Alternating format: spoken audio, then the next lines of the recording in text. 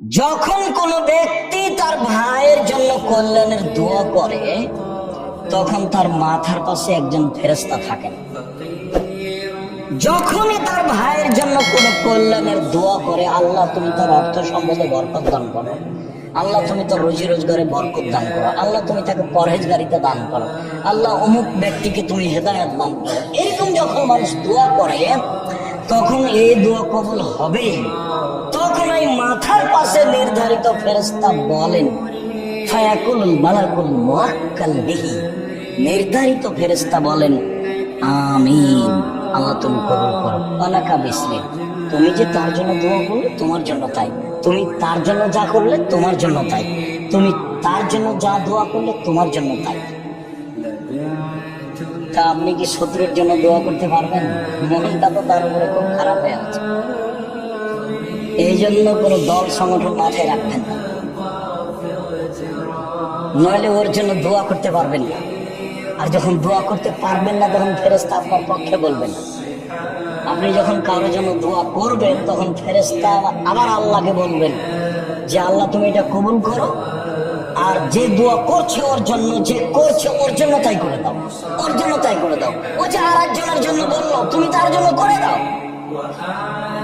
তো ও লস খাবে। ও আরেকজনের জন্য বলছে তো তুমি ওটা তার জন্য করে দাও।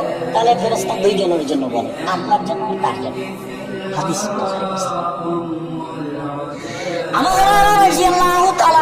বলেন রাসূল সাল্লাল্লাহু আলাইহি সাল্লাম বলেছেন, সালাসাত দাওয়াতিন মুস্তাজাবাতুন লা শাক্কা ফিহিন্না, তিন শ্রেণীর মানুষের দোয়া কবুল হবে নিশ্চয়।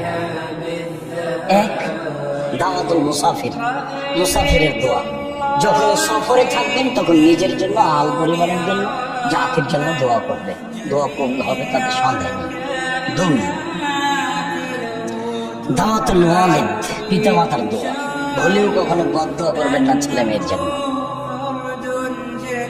বদদোয়া করলে ছেলে মেয়ের জন্য বাপ মায়ের দোয়া কবুল হয়ে যায়, নিশ্চিত হবে, এই কথা আল্লাহ রাসূল বলেছেন, যাতে কোনো সন্দেহ নেই।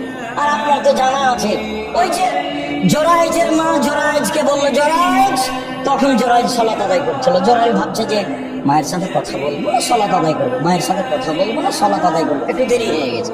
তখন মায়ে বলছে আল্লাহ আমার ছেলে আমার কথা সাড়া দিল না, ও যেন একটা পতিতালয়ের মহিলার সাথে সাক্ষাৎ না হওয়া পর্যন্ত তার মরণ না হয়। কোনটা তো কঠিন, দোয়া তো কবুল হয়ে গেছে। একজন মহিলা এসে বলছে যে আমি তোমার সাথে অশ্লীল অন্যায় কাজ করতে চাই, না না তা তো হবে না। তখন একটা রাখালের সাথে অন্যায় করে একটা সন্তান জন্ম নিল, দিয়ে বললো মহিলা